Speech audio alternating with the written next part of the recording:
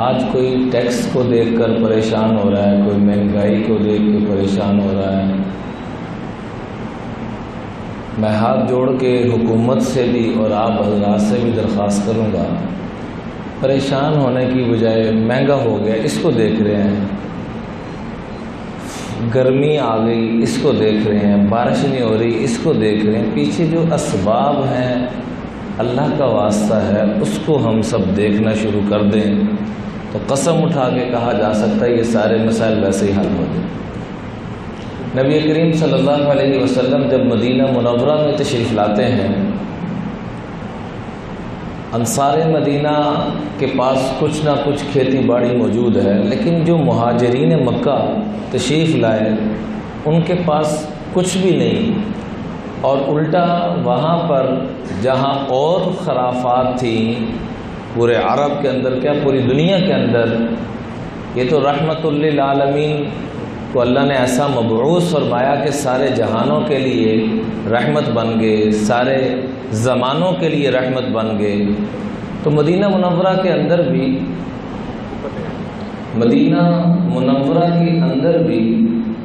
یہ صورتحال تھی کہ جیسے آج یہودیوں کا سکہ جمع ہوا ہے، پوری دنیا میں یہودی راج کر رہے ہیں، تو اس وقت بھی یہودیوں کا راج تھا۔ ابو رافع نامی ایک یہودی تھا،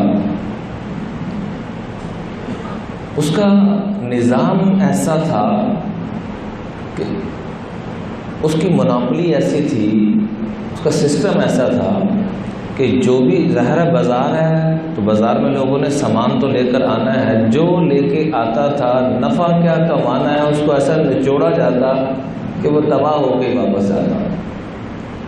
لیکن لوگوں کی مجبوری تھی، کسی کو تھوڑا بہت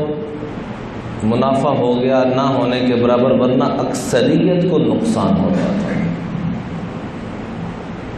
جیسا کہ آج سودی نظام کو دیکھ لیں کہ غریب انسان غریب سے غریب تر ہوتا جا رہا ہے اور امیر امیر سے امیر تر ہوتا جا رہا ہے۔ اس لیے تو سود کو کہا، حالانکہ اور بھی بڑے گناہ ہیں۔ جہاں انسانیت کے ساتھ ظلم ہو، چاہے وہ مسلمان معاشرے میں سودی نظام ہو چاہے کافروں کے اندر ہو، جہاں پر بھی یہودی سودی نظام ہوگا، اللہ کہتے ہیں آجو میرا اور میرے رسول کا تمہارے ساتھ اعلان جنگ ہے، آؤ میں تمہیں دیکھتا ہوں تم سکھی کیسے، مال تمہارے پاس آ جائے گا، سکھ نہیں ہوگا، طرح طرح کی بیماریاں تمہارے پاس ہوں۔